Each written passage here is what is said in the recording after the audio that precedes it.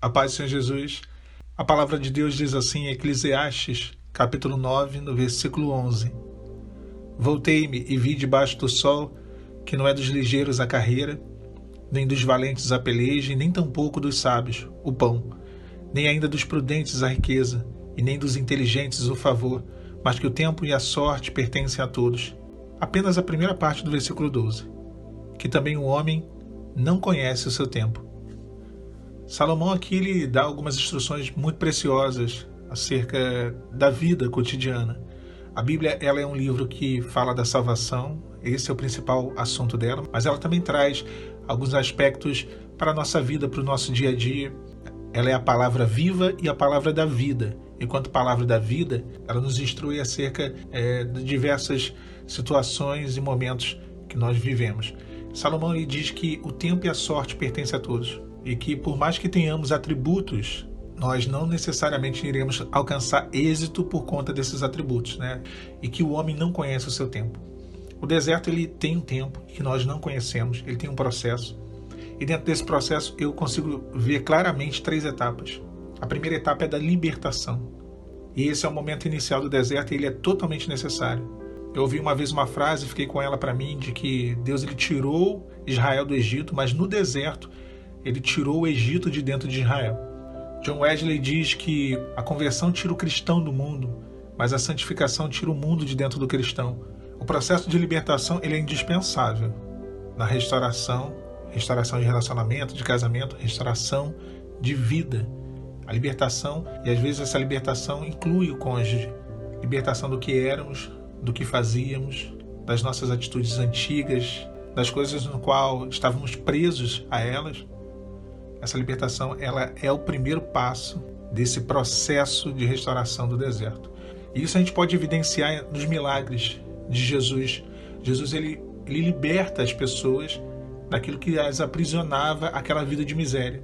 E isso eu não estou falando só em relação àqueles que estavam aprisionados por espíritos imundos, não. Um cego estava aprisionado àquela vida de miséria devido à cegueira. Um coxo, como aquele paralítico que jazia há 38 anos, a mulher do fluxo de sangue. Então são libertações daquilo que os prendia àquela vida.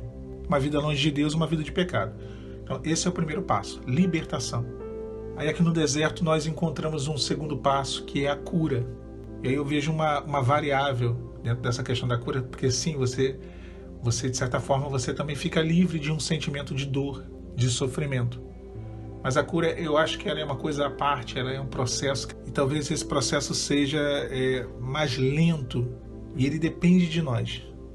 Por que eu digo que ele depende de nós? Toda ferida aberta, quando começa a cicatrizar, você tem todo um procedimento ali para poder fazer o ferimento fechar até cicatrizar.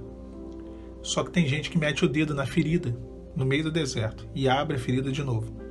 Então você meter o dedo na ferida, você futucar, você mexer naquilo que ainda está dolorido e abrir de novo, começa a sangrar novamente.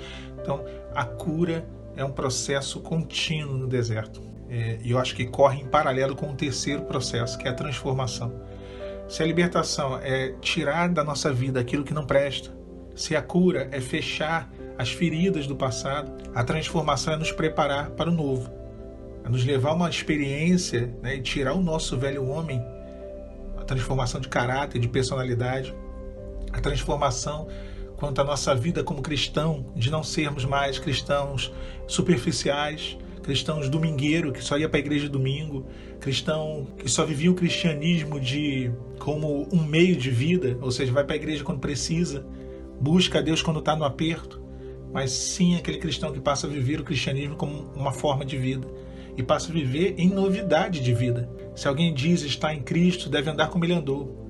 E aí passamos a andar como Jesus andou, andar em santidade, andar na revelação, andar em comunhão, andar em retidão. E essa é a parte talvez mais trabalhosa desse processo do deserto. A libertação ela começa ali no iniciozinho do deserto e ela vai se dando por esse período junto com a cura, aí vem a cura e paralelamente a transformação começa a ocorrer. Então esses processos eles me fazem pensar o seguinte, né? No versículo 12 do capítulo 9, que eu fiz a leitura, diz assim, que também o homem não conhece o seu tempo. eu fico pensando que são processos que estão amarrados entre si, né? Libertação, cura e transformação.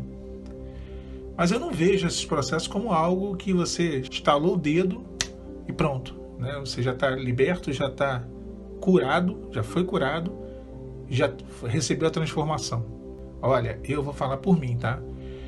Eu olhando para dentro de mim, quanto pessoa, o que eu preciso ser liberto, do que eu preciso ser liberto, do que eu já fui liberto, eu acho que é um grande avanço. Talvez esse processo meu, ele é um processo que eu vejo ele como mais avançado.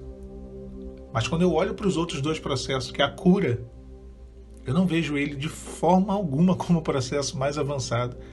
Eu acho que ainda tem uma jornada. E principalmente a transformação de temperamento, de personalidade. Então, irmãos, são 3 termômetros. Às vezes a gente quer tanto sair do deserto, mas a gente não se autoavalia. Como que está a minha libertação? Como que está a minha cura pessoal? Será que eu estou realmente curado ou ainda está tudo muito dolorido, tudo muito vivo? Como que está a minha transformação? Será que eu estou sendo transformado em uma nova pessoa, um novo homem, uma nova mulher? Então são coisas que assim, são 3 termômetros claros. E chega a ser incoerente olharmos para o Senhor em oração, virarmos para Ele e falar, olha, Senhor, quando que eu vou sair no deserto? Quanto tempo? Olha só, 3 termômetros claros aqui. Ó. Às vezes a gente não precisa nem perguntar a Deus. Você tem 3 termômetros que já dá para tu ter uma ideia mais ou menos do tempo que vai demorar. E aqui, irmãos, é claro que Deus pode fazer tudo de uma maneira instantânea. Eu sempre disse isso, Ele pode.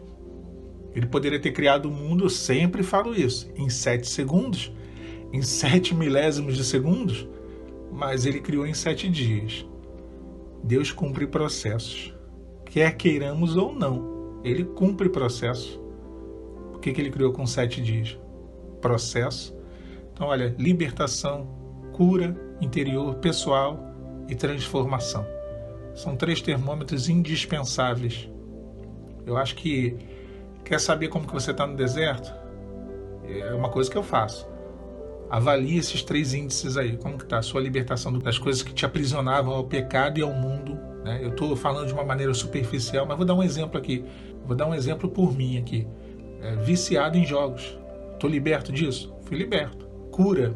Cheio de mágoa no coração ainda. Está cheio de ódio no coração. Será que você está com rancor do seu cônjuge, do amante, da amante? Transformação. Eu era egoísta, eu era rixosa, eu era explosivo, ciumento. Então são 3 parâmetros muito bem definidos, que servem para nós como resposta. Às vezes a gente fica, o que falta para eu sair do deserto? A gente quer de Deus uma resposta que está dentro de nós. Se a gente parar um pouquinho e olhar, nós iremos perceber. Fica com vocês essa palavra.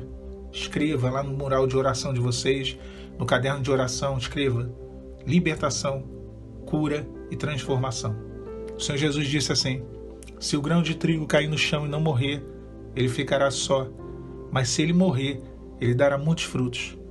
Se cair no chão, e aí cair no chão aqui fala de ser provado, é o deserto, e você é o grão de trigo, eu sou o grão de trigo.